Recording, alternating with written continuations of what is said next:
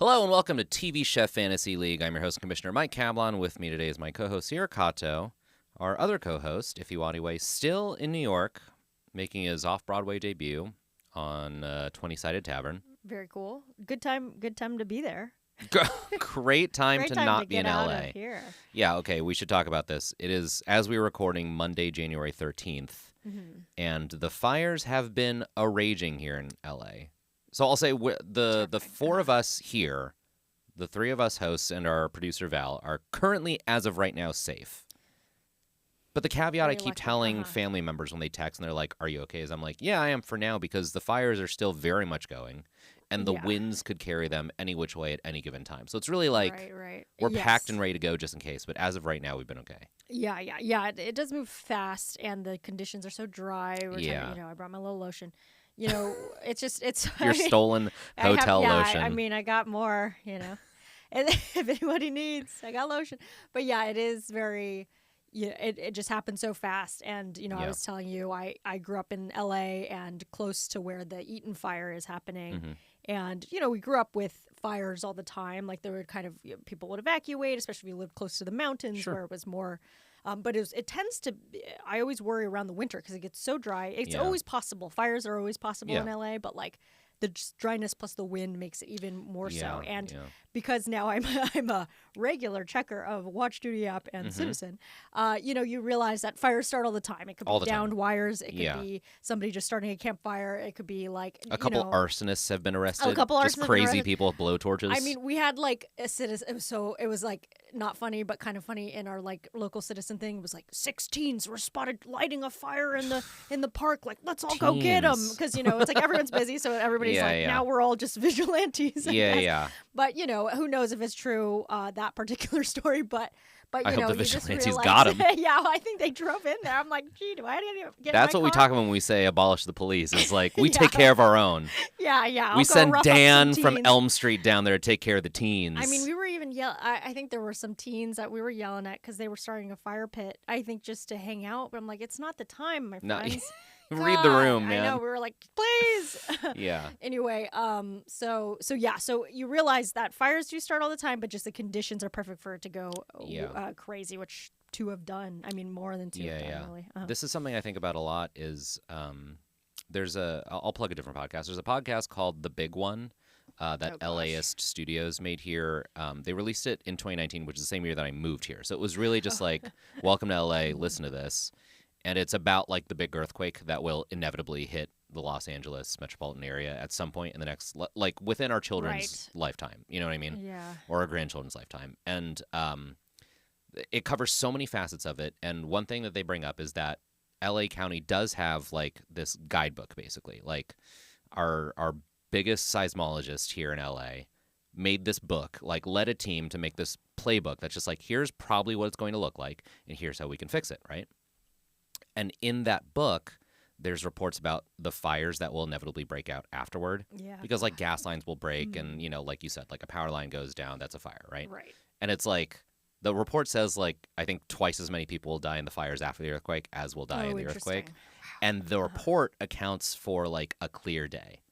And so the seismologist was saying like, I showed this to the fire chiefs, and the fire chiefs are like, this is actually a pretty conservative estimate, because if it's like windy or hot or anything other than just like a normal clear day, it'll be way worse than this. Wow. So we have that to look forward to. Good.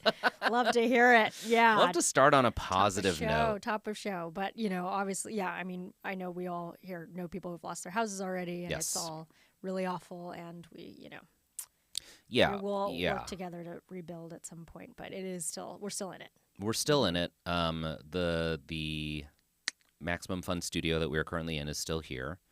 But like you said, we have a lot of friends who've been displaced, a lot of friends who've lost homes. So, it was not a lightly taken choice to do an episode this week, but we figure we have a lot of fans in other cities that are not LA. If you are in LA, we hope that this provides you with, an hour of respite, I guess. Yes, I have conflicted feelings about this. Because I follow a lot of like local businesses on Instagram, and a lot of them are like, hey, free ice cream for anyone. And it's like, it's nice that you are doing something, but I couldn't imagine losing my whole home and being like, you know what I need right now? Sure, I don't know what you think of that. Or but, like yeah, spas who are like free facials if you lost your home, and I'm like, I cannot fathom. sure. If that's the go-to, fair. Yeah, it's But like if what that's can all you you have to provide, offer, right? It's yeah, like, yeah, exactly. it's like, can't fight the fires with all this lotion, but I can give you lotion. Okay, here's one of my favorite like get to know you questions, like icebreaker, thought experiment kind of things. I don't even remember how I got introduced to this. This has been rattling around my brain for years. Let's suppose that you and Dylan, your husband, go on vacation somewhere you don't speak the language, right? Somewhere very foreign. And you're like hiking or you're at the market or whatever, and you turn around and Dylan is gone. You can't find him. You lost him. And you look around the market or the hiking trail or whatever, and you start to panic. And your phone isn't really working because you're in another country, and you try and ask for help, and they can't understand you because you do not speak the language, right? Uh-huh. And you have to get the police involved. Oh. And this becomes a missing persons case, right? Huh. So you spend all day searching. Nothing comes up. You're like worried. You don't know what happened to him, right? And the police at the end of the day, they say, we're not going to find him tonight. It's dark. Get some rest. We'll start the search again in the morning, right? So you get back to your hotel. You are scared. You are tired. Do you still do your nightly skincare routine? Probably not, but I would say I would probably do like the reduced version. What's the full version? What's the reduced version? Well, how much time do we have? I'm kidding. But yeah, I would say I probably still. Well, I don't know. How many steps? How many steps are in Depends. the It's routine? like I think I could see myself doing nothing at all and just going to bed. Yeah. Or maybe the base version, which would be like wash the face. Sure. Which means maybe remove makeup if I had. Yeah. And then probably a lotion, face lotion. Okay. Because I do get really dry, and so it would be Moisturize. like it's gonna be painful if I Right, don't, and that right. would be more of a distraction. But in the full like everything's fine version. Yeah, you doing serums and stuff? Yeah, I have a toner. I have essence. Okay, I yeah. got. It's like kind of the Korean 9-step, I think, Sure. but it's like let's maybe 7 steps at this point. Right, but right. I'm building. Okay, Yeah. I had 3 at some point. We're probably at 7. Yeah. Eye cream. Lotions and then I don't do like a face mask or anything unless Okay. it's like special. Right. like, Right. Very, Yeah. You shouldn't every day. You shouldn't be Yeah, doing a mask okay. every night. That'd It's be crazy. too much. Yeah, too much waste.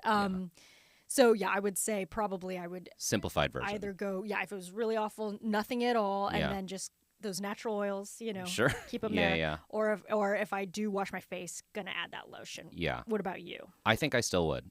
Yeah. I think what's your because full at some thing then? point you're gonna have to talk to someone and be like, "Can you please help me find my partner?" You got to have a nice face. Imagine they were appeal like, from "We want to put you on TV. You got to do a press conference." And you look like shit. But what if you look too good and they're like, I don't believe this. That's person's true. gonna do Yeah. anything." It's the Gone Girl problem, right? Why are you smiling when your wife Oh. is missing? Oh, right. Yeah. You don't know how people react, but truthfully, maybe the more distraught you look, the more willing. My routine is pretty condensed already anyway. Okay. I don't do that much. I tried like serums for a while and it messed with my skin more. I tried retinols for a while. It messed with my skin more. I'm like, my skin is naturally not that bad. Nice. So I would do at nighttime. It's a cleanse, P50. Swear by P50. It's a cult classic for a reason. And then a moisturizer. And I think maybe in that scenario, I'd skip the P50. I think I would go full shower because you want to wash off the day, and then just like a touch of moisturizer and go to bed. Nice. Okay. Anyway, I think that's fairly, but you're maybe scrapping the P50, so I guess you don't that's swear. You don't true. swear by it too Yeah. hard. Well, it's very expensive, so the longer you can make Okay. it last anyway. Good. Yeah. Anyway, all this to say, if you need help in LA and you need a facial, there are businesses that will offer it. Yes, for sure. I guess we should talk about more to the point of this podcast. There are also lots of restaurants providing aid. Chef Jose Andres' World Central Kitchen always does amazing work in areas of catastrophe. If They you're were looking, set up right away. Yeah. Incredible. yeah, so if you're looking for a place to donate, that's an amazing charity. Infatuation and Eater both ran lists this week of just here are the restaurants that are helping. Either a lot of restaurants have just pivoted to, we're not doing dinner service, we're closed to the public, we're only making meals for firefighters and volunteers. You can give us money to do that, but that's what we're doing. So there are plenty of resources where you can find restaurants that will provide help if you need it. I've heard of restaurants in other cities also doing this, where it's just like, hey, we're going to do this special on Saturday, and all the proceeds we're going to send to this charity in LA. So wherever you are in the country, I'm sure there is a restaurant where you can help. So There's that. Okay, let's talk about what we're doing on this show. Or let's start with what we're not doing. We're not doing Junior Bake Off, which is a huge disappointment. Sadly, it's not here. It's not here. They don't want us to watch it. Yeah, so when we were recording last week, we were like, we don't know if it's going to come online. We figured we'd give it a week. Because the way that adult Bake Off works is like within the week, like it airs in the UK on like a Monday, and by Friday it's on Netflix. That did not happen this week. There is no new season of Junior Bake Off. Even though it is currently airing in the UK, we don't have it here. So there's no way for us to watch it. There's no way for us to cover it. I don't think we can do it. So Junior Bake Off is out. It was a great introduction. You know, there are still Junior Bake Offs on Netflix, and I'm wondering if that is like those are previous seasons, so maybe it will come out. In a year. Like way late. But you would think that we would have grown. Just got. They already graduated high school. Like I don't even know. I don't watch this. But yeah, so I don't know if that's like a special delayed contract they have with. Yeah. Like how we got last year's Christmas specials this year. Yeah, that's what made me think maybe. I want to believe that, but it's a conveyor belt of like the years keep coming and they don't stop coming. Sure. You know what I mean? Yeah, that's what I've heard as well. Yeah, you're right. So it should. So it's like we should have gotten something even if it was last year's. Right. If not the one that's airing currently. So maybe they're just like there wasn't, There's no demand. Yeah. Americans don't care about kids baking. I don't know. Wow. Anyway, it's a bummer. Because I was rooting for all those kids. Yeah, we actually did get to, do like a little more deep dive. We don't really know. We didn't know as much as, if they're adults with careers, I suppose. But right. But yeah, that's okay. Yeah. However, the show's turning out in the UK, we hope it's a blast because we can't watch it. So we were trying to figure out what to do for our show here. And we have a few options. And look, we're open to suggestions. Write in. Yeah. At TV Chef Fantasy League on Instagram, chef@maximumfun.org. And people do send us suggestions sometimes. Mm-hmm. They usually involve some form of like downloading a VPN, which again, we're not. Yeah, it's a bit hard. It's so impractical. Yeah, I think a lot of it too. It's like we would figure out how to do that if that was the only barrier, but we also want the audience. We want all you pots and pans out there to. That's right. Yeah. Yeah, maybe. To be able to watch along without also having to do like jump through 9 hoops. Right. Right. I remember at some point I've talked about this on the show. Someone suggested Culinary Class Wars, which I did end up watching. Impossible to do fantasy football style because there's 100 contestants and it's in another language. It's like sure. Yeah. I thought that was I'd heard about that through you, and then it came up on my Netflix like screensaver. It did. Yeah. Excuse me. Gross. Did look very cool. It's the smoke in the air. Yes, I'm choking on asbestos. Okay, so here are the options that I think we have. And then I'll talk about what we're going to do today. I think we could do... Okay, let me back up. Top Chef usually starts in March. They haven't announced a premiere date this year, but it is reliably... Like, the iPhone always comes out in September. Top Chef always comes out in March. Nice. The Super Bowl is always in January, February. That's just like, we can rely on that happening. So until March, because Top Chef, to me, is like marquee, crown jewel. We got to do it. So fun. So we're kind of spinning our wheels until we get to Top Chef time. So here's what I think. We could either do a bunch of episodics, meaning... shows like Chopped, what are the other ones? Cutthroat Kitchen. Oh. The ones where it's just like it's new chefs every episode. One winner per episode. Yeah. Guys' Grocery Games, things like that. So we could do something like that where it's like we're gonna watch this one episode. We'll each draft one of the contestants, and then whoever wins at the end of the episode wins, and that's it. And then we just do that every week. Sure. Kind of a lot of work. It's just tough because normally we do a draft, we go then watch. Right, so exactly. it would be like, how do we draft without knowing the outcome? Right, yeah. Yeah. So that's tough. I mean, unless we have... This is so stupid. My first thought was, what if we had a TV guide? Because then the TV guide would say, like, the names of the 3 chefs without... just pick it at random ahead of time? It's not ideal. Right. It would feel very random. I mean, it's also random anyway because there's not a lot of information on the sort of episodic contestants. Right. Yeah. I mean, there's a possibility where we like randomize it at the, like we just always say, like we have some rule, which is like, Mike always gets the person with the shortest name or something, I don't know. Sure. Yeah. I know what you mean. Yeah. Something. Luck of the draw. Yeah. So that's just our draft is automated. Yeah. Okay. So there's that option. Here's the other option. We are currently in the middle. We're actually close to the end of Hell's Kitchen. Hell's Kitchen started in September or something. I didn't keep track. they just aired episode 12 this week. So that's what we watched this week. And we're not going to do in-depth analysis on it, but it was just like, could we do this? Could we join this show halfway through its season, just draft from whoever's left, Sure. and then continue with it for the next 4 weeks, I think, is what I saw. Mm-hmm. So that's, okay, we watched Hell's Kitchen this week. That's what we'll talk about today. We don't know if that's what we'll end up doing. I mean, we might come to a conclusion by the end of this discussion. Sure, yeah. We can certainly, yeah, it was definitely, there's still, I don't know, I didn't count everybody, but it felt like a decent amount of contestants where it's not like entirely tiny. It would have behooved us to have done this last week because in this episode, they went from 6 contestants to 5. So now there's a weird number. If it was 6, we could have done 2, 2, and 2. Right. Yeah, I saw in the recap they did a double elimination last week. Yeah. So yeah, I guess it is a weird number. Okay, so let's talk about it. First of all, have you watched Hell's Kitchen before? I've probably seen an episode here and there, and we're Gordon fans in our household. Yeah. A little bit more Dylan than myself, so I was always under the impression I'd only really seen clips from Hell's Kitchen where he's berating somebody. Of I was course, like, oh, I don't like this course. guy. I don't like when people yell. Never. I can't watch Whiplash. It's like yelling. It's like awful. Wait, really? No, yeah, haven't seen it. You're really missing out. It's really good. I love Whiplash. I think I read the synopsis, so I might not. It's spoiled for me, but I think just the yelling. But the beauty of it is in the execution. Oh, really? Okay. It's such a, I feel like there are certain kinds of movies where you can get it from the Wikipedia plot summary. Sure. You know what I mean? I think like whodunits are kind of that. You know what I mean? Because it's like you just want to know the mystery, and then whodunit. Right. But sometimes it's just like a movie is just these two people having an interaction. Yeah. And to read the summary does not do justice to like how it unfolds. You know what I mean? Sure. That makes sense, especially those actors, and it was such a the director is a big director, so I'm sure it is artistically worth watching for the performances and everything. Yeah.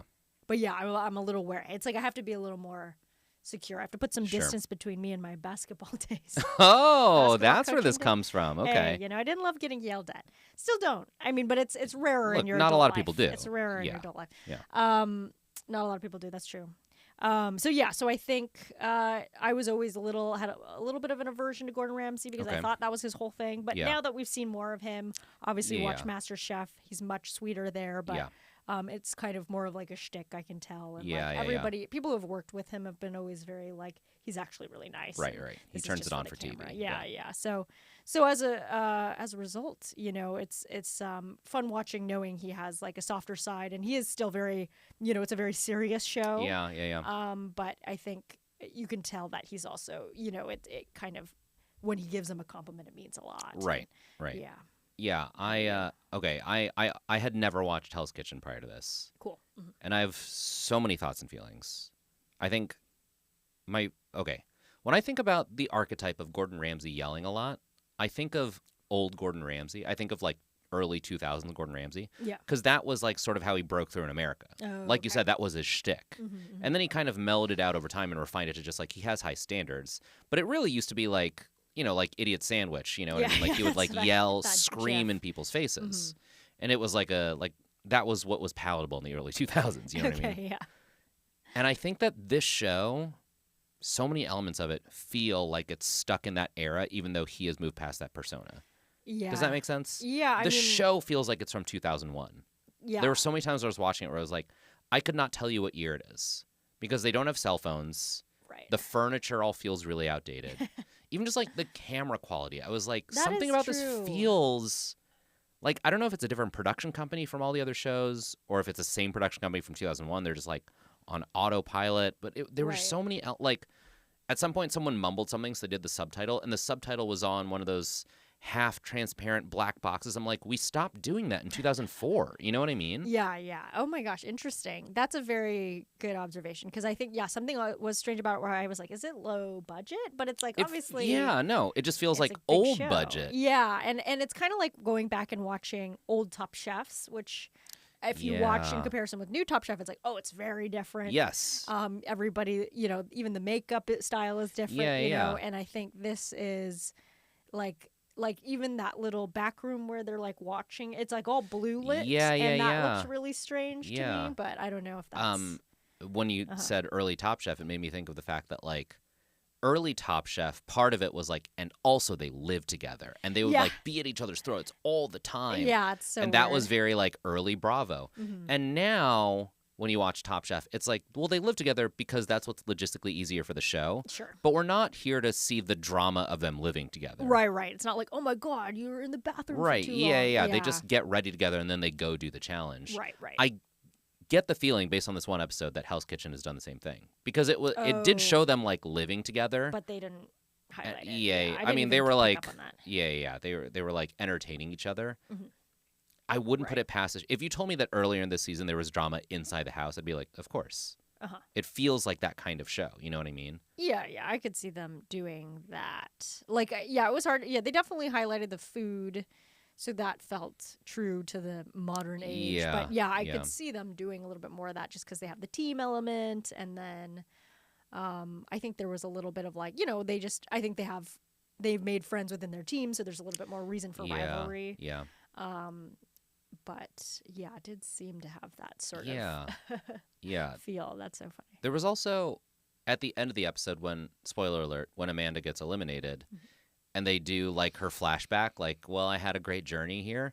They kept showing these clips where I'm like, this looks like a parody of a cooking show in the early 2000s. Like there was a shot of someone holding like a giant novelty spoon with like goggles on, like they were about to be blasted by like slime. You know what I mean? I was like, what challenge was that? Yeah, it's like Wipeout. It's like, I don't know what this show out of sheer curiosity want to go back and watch the previous 11 episodes. So I'm like, I don't know what this show looks like. Right. Yeah. I guess. Yeah. What was the big spoon challenge? I mean, even like, the icon. It kind of is similar to MasterChef, but it's like, Gordon Ramsay with like a big torch blowing thing. Yeah, and there's like flames because it's Hell's Kitchen, and then they show like the outside of the set, and it's very like, you can kind of hear like the Shark Tank music. Yes. It's very, like, I was gonna say another one was the in TV we call them bumpers, but like the before and after the commercial on either side, the existence of bumpers is a little dated. We don't really do them anymore. And also the bumpers they did use looked old-timey. Like there was one where it was like just a hand steaming the black jacket, and then in the steam was the Hell's Kitchen logo, and just the quality of it looks like someone exported it from a DVD that they found in their garage. You know what I mean? I'm like, don't we have more money to redo this graphic? No. No. Yeah, it is interesting. I appreciated some things I did appreciate. I liked that they were like sweaty and like it looked like they were really They're really working. They're really working. Yeah. And like not, it's, I don't know. I guess I assume on other things, like if you are really working, you're sweating. Yeah. Some makeup artist might come in and touch up your, yeah. Do some powder so you're not shiny. But kind of like, it was like, oh wow, they're really like in it, and hopefully that means that they can eat the food faster so they can get a little bit, rather than I'm sure there's still a lot of waiting because it's television. But kind of made it feel a little bit more real. I was like, yeah. It feels a little more, well, I don't want to say more real. It feels more true to life in that, first of all, Hell's Kitchen, the premise is they're all professional chefs. Right. And then this season's called Head Chefs Only. Yeah, wow. So it's like these are like legit professionals who didn't make the cut for Top Chef. Oh, sure. Probably sent in an application and then settled for Hell's Kitchen. Right. As opposed to MasterChef, which is home chefs, which I think is part and parcel of the fact that he's like gentler with them. Because it's like, these are not professionals. Yeah. They're not used to the pressure of like a professional kitchen. You know what I mean? Yeah, for sure. I see. Yeah, it does feel like the culture of Hell's Kitchen is very like kitchen. It's like this is the kind of, this is how we would talk to you if you were in a kitchen, and how you probably talk to each other. Like this is very formal, like about efficiency, and that's like good to take away from it, like even if they don't win, kind of thing. Versus, you're right. I think MasterChef is kind of, they're kind of learning, and it's like, oh wow, the fact that you even make this is like really above and beyond, and like, hey, you might have a future in this. The thesis of MasterChef is like, you at home could also probably do this, because look, this housewife from the Midwest made it all the way to like the top, and she started out just like you. The thesis of Hell's Kitchen seems to be, cook, you dumb motherfucker. Oh no, you should already know this. Why am I telling you? Oh. Okay. I'm full of so many questions that I feel like are dumb questions if you've already watched Hell's Kitchen, and things that I did not have time to Google today because I watched this episode today. But Who are the other chefs in the kitchen? Did you notice? There's two Oh, yeah, other hovering? sous chefs. Yeah, the hoverers. Oh, Who I are the didn't love hovers? the hovers. Yeah, I wasn't sure. I assumed they were like judges or something, but then they didn't really. They're not come characters up at all. Yeah, Yeah. right. Was one of them the Santa at the end? I don't. I got who was okay. the I Santa? just didn't know who Santa was. It must have been somebody. But It was tough. It Yeah. feels like when you just meet a friend group and they all have their little inside Oh, jokes yeah, and you're yeah, just no. like, haha, yeah. yeah. Because Must they're be like, that's fun. Santa Marino Claus. And I was like, Right. I don't Yeah, know who right. Santa Marino is. Yeah, I was like, oh gosh, yeah, too much like information I can't process. Okay, yeah. So the hovers, to me, I was like, oh, I wouldn't like that if I were cooking. But maybe that's the culture in a kitchen, when you're. I think it kind of, because there's a little bit of that like in The Bear where it's like, Sydney and Carmi aren't necessarily on the line, but they are just like, do that again. You know what I mean? Yeah. Let me watch you do that and make sure it's right. My question is more, in terms of like, we're watching a cooking reality competition show. We are all familiar with what that looks like. Mhm. And things like Santa Marino Claus, I'm like, it's an inside joke. I wasn't there. I'm not going to get it. I get it. But this feels like this is the structure of the gameplay we're talking about. And I don't know who this person is. Do you know what I mean? Yeah, It would be like, unexplained. you're like, okay, I've watched a lot of basketball. I know what basketball looks like. And then you show up to like your kid's little league game and you show up and then there is just also a kid with a bat in the middle of the court. And you're like, what's the kid with the bat doing there? I know what basketball is. The kid with the bat doesn't need to be there. They've changed it since. Yeah, I don't. Yeah, weird. I guess I assumed I'm like, maybe they come up sometimes in the middle, but because this was like the special Black Jacket episode, it's just Gordon there at the end, and maybe ordinarily they'd be like a midpoint or. Well, that's what I was like. Ordinarily, it feels like this is the role that Gordon Ramsay would be taking. Like Sure. on Next Level Chef, he is the one like hovering over, being like, taste that. That doesn't look right to me. But on this show, there's just these two designated sous chefs. He's delegated. Who don't get any lines other than to help Amanda breathe when she has a panic attack. Oh yeah. Oh yeah. That was also somebody who was Yeah. there. Yeah, that's Yeah. right. But I'm like, they don't get a talking head. They don't get a lower third. We don't, unless you started watching on episode 1, you just don't get to know who those people are. Who knew? Yeah. Very, very interesting. I assume we'll find out. And then next week, it's like comedians are coming Which on. I was really excited to see if Pretty that's what next fun. week looks like. Yeah, so like they'll have to deal with even more people in the kitchen. But yeah, I wonder. I guess I'd imagine. Yeah, I thought this maybe was a special episode, and those people are like there to, they're always there, and maybe they're gonna. I don't know. They didn't have the budget to let them speak, but maybe There's next only time. so much time in one episode. Yeah, they gotta. Be we have to back run the old timey bumper. yeah. Okay, all right. So this was season 23, as they told us during the loosely themed introductory challenge. 23, the number of all these great athletes that have nothing to do with the challenge. Anyway, go cook. Season 23, episode 12. Like you said, the Black Jacket episode, which from context clues I'm gathering is their semifinals. This is like the final 5. And it means they changed from their teams to like everybody for themselves, I'm assuming. Okay. Yeah, which I think one contestant mentioned, like there are no more team challenges, which, okay, sure. Cool. So now it's just Congrats. best chef wins. Okay, let's talk about them, the actual contestants. I don't know if you have thoughts on any of them, but we can go through them. So let's talk about Amanda first, because she is eliminated this episode. So if we were to continue with Hell's Kitchen for this podcast, we wouldn't draft her. Mm-hmm. But at the end of the episode, on her way out, she did mention that Hannah, she was like, well, obviously Hannah, Brandon, and Whit are like the 3 to be messed with. Like, they're the ones with targets on their backs because everyone knows they're the best. So I clocked that and I wrote that down. I was like, okay, Hannah, Brandon, and Whit, those are my top 3 picks. Ooh. And sure enough, they were the first 3 to get their black jackets. Right. I think that this is something that, like, I think the Gordon Ramsay shows do well, is like they did build empathy for Amanda, and I was sad to see her go. I just met her, but like watching her cook, I was like, come on, and then she got eliminated, and I was sad to see her go. Yeah, they did that well. I think also because she was having such a tough time. You really felt for her, and it was kind of around the time when they were talking about, or whatever the final challenge was about, like cooking for your mentor or something. Right, and so I think the pressure was on to like honor that person, and it's like, the pressure and her mentor was okay.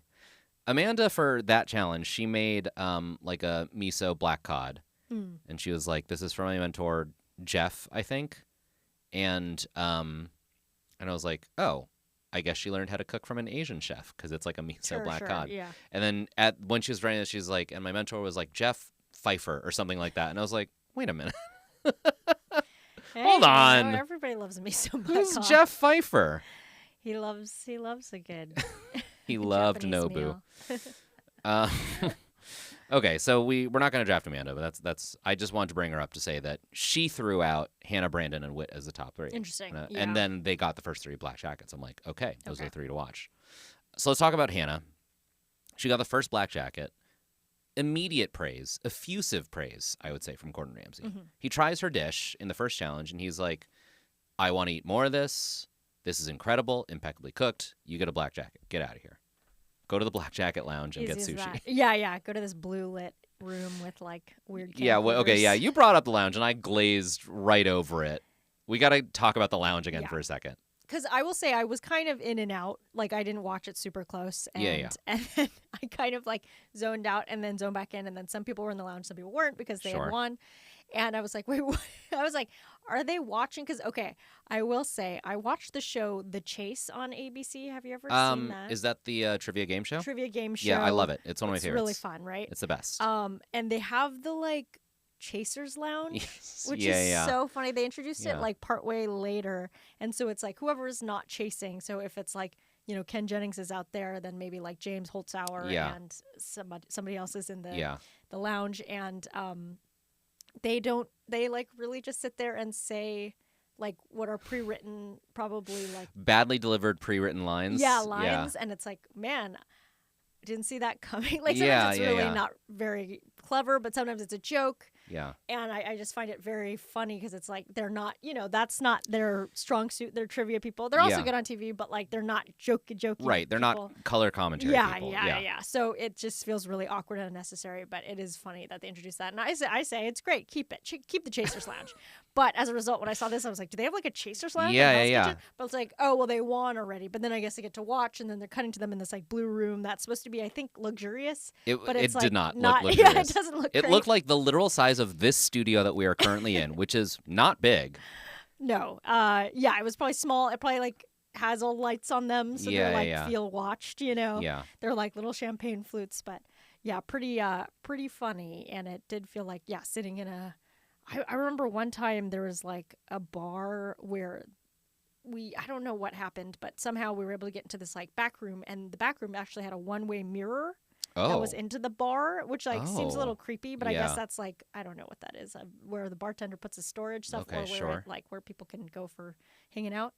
But it felt very much like that, where it's like they're watching, through this thing and like having a making jolly old time, catty remarks, or whatever. While everybody suffers. But no, it's it was a weird room. It was weird, but you appreciate it, I suppose. I guess it's like you need something to cut to. Sure. I know I could harp on like the production elements forever, but this is another thing that felt old-timey to me is like they're watching their TV, and we don't get to see what's on their TV. We see a hastily pasted image of the final edit that we, the at-home audience, are seeing. Oh, right. Do you know what I That's mean? so funny. Yeah, that feels very like dated. If you've ever like anyone who video edits and you've tried to put a video on a video and tried to match it, it's like they took like the most basic one-step version of it.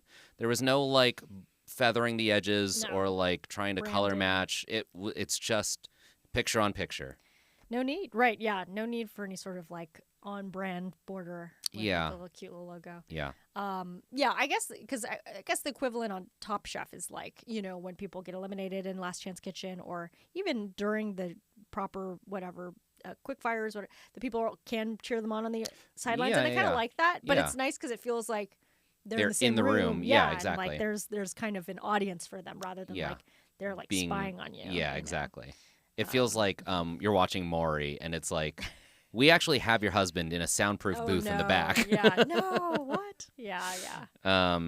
Yeah. I'm glad you brought up The Chase. I fucking love The Chase. Oh my god, it is. When it's on, life is good. I don't know why it's not more popular. Oh yeah, I thought they did quite well because I feel like they moved it to more of a primetime thing. Yeah. But yeah, I haven't seen it. You know, if you haven't watched The Chase, it's on Hulu.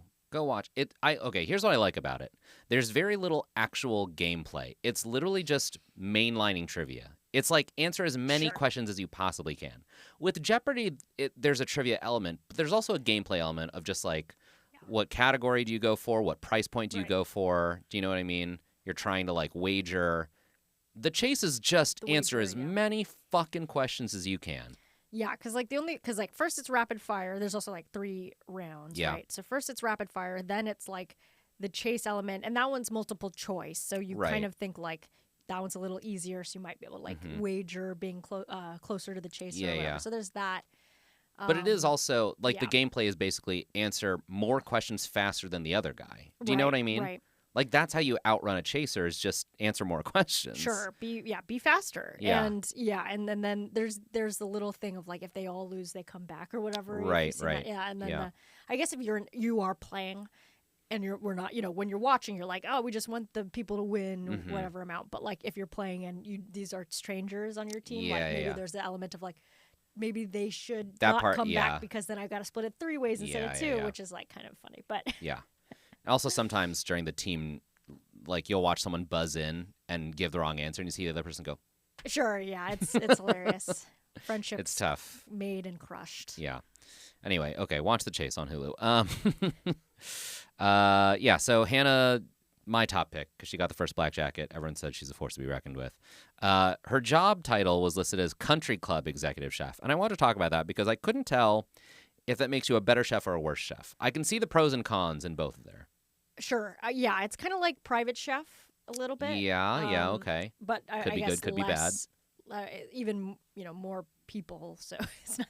But okay. It's like, I don't know. You're cooking for like picky, rich white people. Do you think that makes you a better chef because you can kind of cook everything? Or do you think it makes you a worse chef because you're always being asked to under-season things? Oh, God.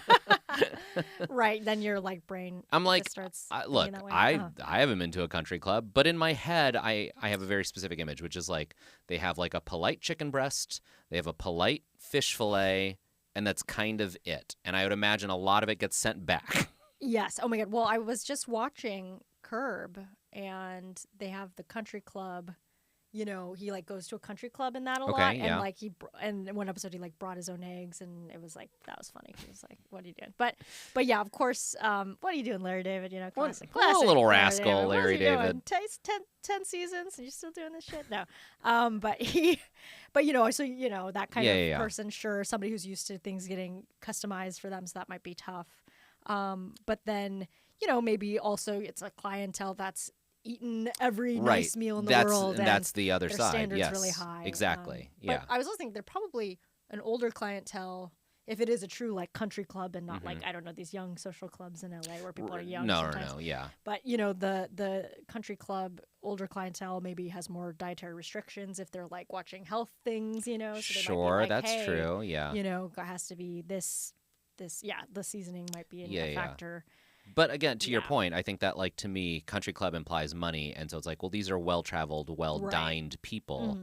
And so their standards are higher. So it's like, all right, you got to pump out, like, 50 filet mignons tonight with a little foie gras on the side. It's like that would make you a better chef. And and they'll know if it's properly made. Yeah. Exactly. Yeah, I could see that. And then also, I don't know what the demands are versus a regular restaurant, but, like, is the menu more restricted, or does it have to be rotated more because people come all the time, or is it actually rotated less? What we're saying is if you're in LA and you're part of a country club, well, first of all, it's probably in the Palisades and it might not be there anymore, and we're so sorry. No. Yeah. But if there's ever any opportunity to invite us to a country club, we would love to attend just for research for science. Yeah, well, we won't be difficult. Yeah.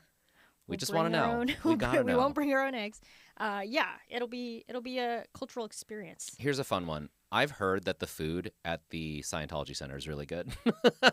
It better be, It's like, it feels like forbidden fruit where someone's like, the best chicken sandwich in LA is actually at the Scientology Center. No. You just have to be able to walk in and like walk out retaining your sanity. Without, getting sucked in. Yeah, I mean, it better be, it's funded by lots of money over there. Yeah. Better be prime chicken. I feel like if I were not a public figure, I'd feel more comfortable going in and just being like, sure, I'll sign up, and giving them like a fake name. Yeah. And just being like, can I eat at this restaurant? And then leaving. But because we're like Googleable, I can't walk in and be like, sure, my name is Bill Smith. Here you go. Sure. I guess you'll just have to try. Tell me how it goes. If I'm a Scientologist this time next month, you'll know why. Yeah, I'll take personal responsibility. The chicken sandwich will have been worth it. Sure. Okay, Brandon got the second black jacket, also top pick because he was part of Amanda's top 3. Didn't get a lot of screen time. Yeah, I kind of missed that. I think the top people like didn't get a lot of screen time because it's like we gotta like focus on the people who are going to be eliminated. You know. Sure. It might, yeah. I mean, that's a good sign because it could mean up till this point they've just been so strong that everybody's like sick of it. Right. It's like, exactly. okay, great. Okay, let's move on to what the question mark, is. Okay, so we get those 2 out of the way, and then we go to the next challenge, which is to cook in 23 minutes, which I was like, that is crazy. Yeah. Because the benchmark I have in my head when I was a kid was like Rachel Ray's 30-minute meals. And that was like the whole pitch of the show was the crazy idea that you could cook for your family in 30 minutes, which feels like an impossibility. Now that I've been meal prepping for my stupid personal training journey, I spend like hours in the kitchen every week. And I'm like, a 30-minute meal is crazy. I mean, that's how 23 minutes is like, what are you even making? 30 minutes is how long it takes for me to like clear the counter. So yeah, exactly. But I do think, I mean, they were really sweating it. And I think that was why. Yeah. Impressive. Okay, so the first one to get a black jacket out of that challenge was Wit, who has a soul food background. Loved that. Started to have a little emotional breakdown, but pulled it together. Got the third black jacket. So, okay. In line with Amanda's picks, those are my top 3. Yeah. Yeah, Wit was cool. I definitely felt like a certain, they're very like, or when he was like, Gordon Ramsay was like, oh, this is good. Don't be so hard on itself. Like, I feel like they're probably pretty hard on themselves. Yeah. You love to see him like build up someone's confidence. And like, you're a good chef. Especially, hard challenge. Yeah, that was nice. Okay, the fourth black jacket went to Kyle, and the only note I wrote was class clown. Because when they were all in the house, they were like, Kyle, entertain us, And Kyle was like, here's an impression of this person, Wow, nice. Gotta have one. Everyone's got to have a court jester, and Kyle is this show's court jester. But that dish looked really good. It was the duck one, right? Oh, I think so. Duck Yeah. With the dashi broth. I didn't write down a lot of the dishes, but that sounds right. Mean, yeah. I think I just happened to be tuned in particular to that point. But I'm a sucker for duck. I love a duck dish. Same. But especially with the broth. I was like, ooh, it could be like the broth could take away the flavor or something. But apparently it was done really well. And I was like, well, then in that case, that looks delicious. Yeah. And also, done quite fast. Yeah, duck in 23 minutes. That's right. Okay, yes, because I remember Gordon Ramsay asking that same question. Right. Oh, yeah. He was like... And Kyle being like, in cold pan. Yeah, and then in the oven, and then so it was pretty. I don't know what that means, cold pan. You would think that would cook it slower. Yeah, I'm like, I don't know a lot about cooking, but I would think put it in a cold pan, heat it up. Yeah. I don't know, but that still takes a while. Oh yeah. Do you want to know the answer? Yeah. Yes. Sure. If you do the same thing with like sausages, you start it in a cold pan and bring it up to temperature, and it slowly renders the fat off of the duck breast and makes it crispier. Okay, cool. Producer Val, that's why you're in charge. Yeah, that's great. That's revolutionized. It's the best way to cook bacon too. Cold pan is the best way to cook cold pan. Oh, well, the second best way. The first best way is in the oven. Yeah. But if you're gonna cook it on the stove, cold pan. Oh my god. But okay. That makes sense in a vacuum, just as like a cooking technique. But in a challenge where you have 23 minutes, it's ridiculous. Yeah, that feels crazy. Yes. 23 minutes feels like start with a hot pan, cook it as fast as possible. Right. 23 minutes, cook something else. Yeah, just 23 minutes, make a crudo. Yeah. Okay, so Kyle got the fourth black jacket, which brings us to our last two, which was Egypt and Amanda, and we know that Amanda goes home. But we can still talk about Egypt because he's on the board. Made a dish inspired by his mentor, and he shows both an Italian chef who taught him how to make Italian food and his mom, who's Mexican, and made a tortilla ravioli. And at first I was like, what? And then Gordon Ramsay ate it and liked it. And I was like, okay. Egypt just jumped into my top. Ooh. I mean, I know that if he's going to pick him because he's black, but... Well, not if you... Well, no, you won last time, so... No. Oh, wait, if you won Holiday Bake Off right. Okay, for so the you might snack. be able to. Yeah. So I might be able to steal Egypt. I think I'm still going to pick Amanda for the top. Okay, fair. If there's like a runaway winner where all the other contestants are like they're in the lead and Gordon Ramsay is like, you get the first black jacket. Yeah, get over the lounge. That's a safe pick, Sure. I think. That's good. Yeah, I think Iffy is going to go for Wit in Egypt on the basis they're both black. Nice. And then might go for Kyle for personality points because of the class clown stuff. Cute. That's my guess. We'll see. Was a fan. Okay, so as I was watching the show, I was thinking, how do we do the points? Especially because there are only presumably 4 episodes left. This was episode 12. Last season had 16 episodes. So I'm assuming there are 4 episodes left. And there's only 5 contestants, so that makes sense, right? Yeah. So if we did this, I'm like, I don't know enough about the tropes of this to know how to award points. The first one I thought of was I heard a lot of like, I came here to win, or like, I came here for this purpose. So to me, anything of like, I came here ... that's like a point to me. And then the other one would be obviously if you win any form of challenge. Cool. Because this episode had 3 challenges, and I'm like, that can't be normal. Last week it looked like they had 2. Next week it looks like there'll be 1. So I'm like, okay. This is, again, the Gordon Ramsay MasterChef thing where it's just like, there is no steady episode structure. It's just like, we're going to do something cooking related every week. Right, and we're going to make it different each time. Yeah. So I feel like just you win any form of challenge, you get a point. And I came here to blank, or I came here for blank is a point. Nice. Did you think of any other point getters?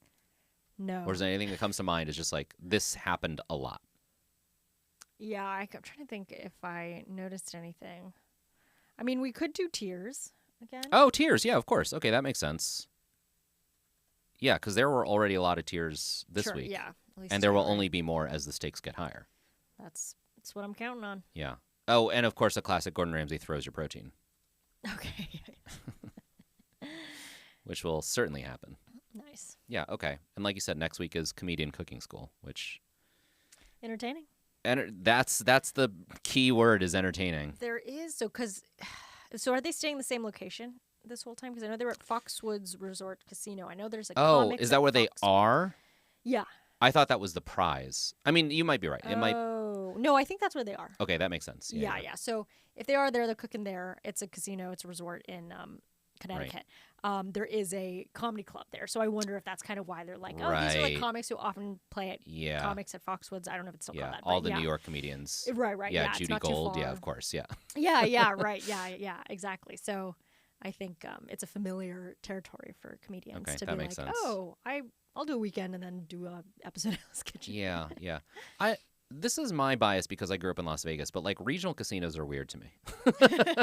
Foxwoods are like here in LA, it's like Yamava. Anything where it's just like, hey, we're like 1 to 2 hours outside the city and we are a casino. I'm like, no, you're not.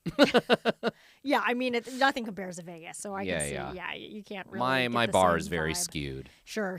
Yeah, it is funny. I think like I remember. So my great aunt loved to, I think, gamble like slots and just, luckily I think it wasn't destructive, but it was like for fun. So I think for her, one of her older birthdays, maybe 75th or 80th, went to Vegas. But then as she got older, it was like more pachong, like more local. Sure, So it's like you can take the bus. It's a little bit less of a journey. So I think it appeals, as they target the elderly too. Yeah. Anywhere where you have to take the bus there, it's like on your way off the bus, they hand you like, here's like $10 on slots or whatever. Oh, hey, yeah. Yeah, pays for itself. Am I right? But yeah, it is. I think those, but speaking of Yamava, this is a big thing in LA. They get these huge acts to play the theater there. And I'm like, legitimately just like, we're going to trek out to Yamava to see, Janet Jackson or whatever. I know. Yeah. Major, and it's a theater. And I've looked into getting tickets because I was like, oh, wow, I'd want to see like whatever comedian or band or something. And it's expensive. Oh, are they? It's very expensive. Yeah. So, as it should be, because they got to pay for that act, and it's not a huge theater. Well, I feel like sometimes what happens is, like, if it's a big act, they're doing a national tour, they stop in LA, they stop in Yamava. Mm-hmm. The Yamava, even if it's not cheaper, they'll have more tickets because less people are willing to go out there. Do you know what I mean? Cool, yeah. So if you have someone the size of, like, a Janet Jackson, it's like, she'll play the Hollywood Bowl, and that'll sell out immediately. But if you're willing to drive out to Yamava, there are still tickets available. Sure. And then I think also people who live in Palm Springs in that area, like it's very close. So that's like really fun. Yeah, that makes sense. You're getting the Palm Springs crowd. Mm-hmm. You know what I always look at Yamava for lately? Because I drive a used 2014 Nissan and it's over 100,000 miles and it makes noises that separate mechanics have been like, I don't know what that noise is. Yamava gives out a lot of cars. Oh. So every time I see a commercial, like right now they're running an ad that's like, we're giving away 8 Jaguars in January. And I'm like, I got to start gambling at Yamava because I would love a new...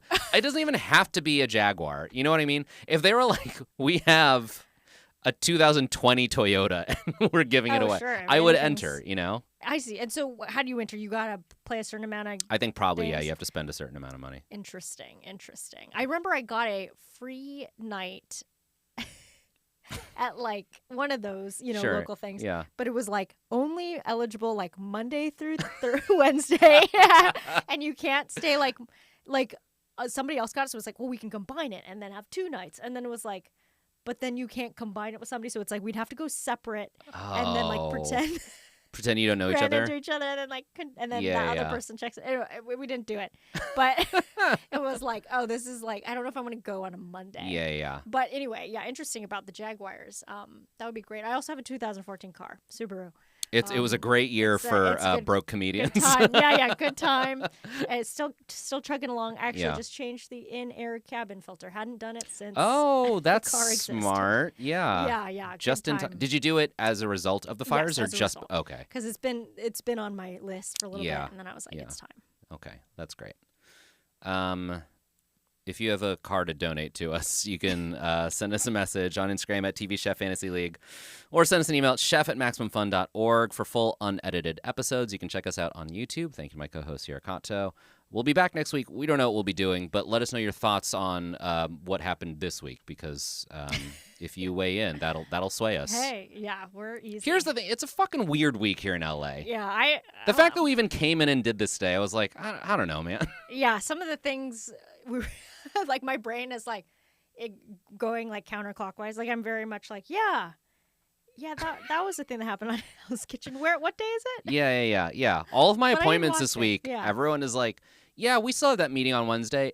Hey, is your house still standing? Yeah, truly. Are you Yeah. alive? So like, well, I guess we'll have that meeting, and then like inevitably like an hour before the meeting, they're like, it never doesn't mind. feel necessary. Yeah, we're in a weird place with everything. So we're in a weird place with the show. Thank you for your patience with us as we kind of figure out what's happening. But let us know what you think, and we will be back next week. TV Chef Fantasy League is a Maximum Fun production. Our producer is Valerie Moffat. Our theme song is by Dylan Van Auken. Our artwork is by Sabrina Belante. Please follow us on Instagram and YouTube at TV Chef Fantasy League.